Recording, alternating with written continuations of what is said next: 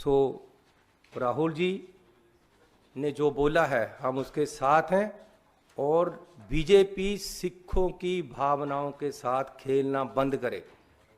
कुछ ऐसे सिख जो गद्दार तरीके से काम करते हैं बीजेपी में जाकर, उनको आगे खड़ा करके राहुल गांधी जी के जिस तरीके से खिलाफ बोला जा रहा है और धमकियां दी जा रही हैं और जान से मारने तक की धमकियां दी गई हैं, ये देश की डेमोक्रेटिक सिस्टम के लिए अच्छा नहीं है।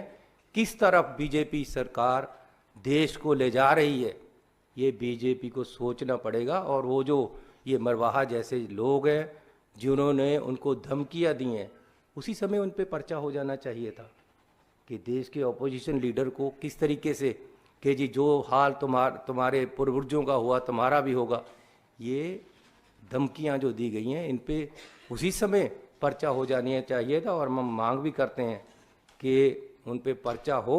और ये जो सारा कुछ हो रहा है इलेक्शन को देखकर, जो मेन मुद्दे हैं उनसे ध्यान लोगों का भड़काने के लिए, उनकी इंटेंशन डाइवर्ट करने के लिए ये सारा कुछ हो रहा है।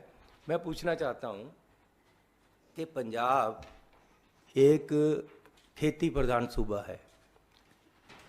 बहुत तरीके से पंजाब को उस वहाँ की अर्थव्यवस्था तहस नहस करने के लिए किसानों के खिलाफ कार्रवाइयाँ की जाती, उनके खिलाफ काले कानून लेकर आते हैं।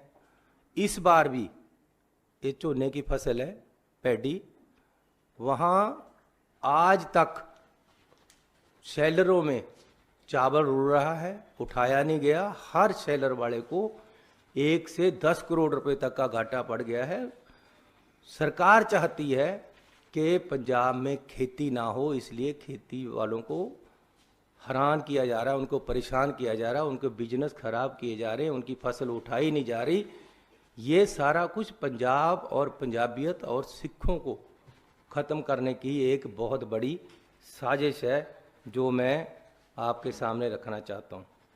और ये जो बीजेपी वाले कह रहे हैं कि जी बाहर जाकर बोले, प्रधानमंत्री जी बाहर जाकर क्या क्या बोले, इसके भी ज़रा देख लें। चाइना में ये कहा था, अरे भगवान बचाए भाई, पता नहीं पिछले जन्म में क्या पाप किए थे कि इंडिया में पैदा हो गए। ये मैंने नहीं बोला, ये बीजेपी के उस समय प्रधानमंत्री हैं जो आज उन्होंने बोला हुआ था बाहर चाइना में जाकर। चाइना भी बाहर का देश है, बात अंदर और बाहर की नहीं है। आज मीडिया इतना है कि आप यहाँ बात करो या बाहर बात करो, बात तो चारों तरफ फैलती। बात ये है कि उसका बात का मतलब क्या है। मतलब ये है कि आने वाले समय में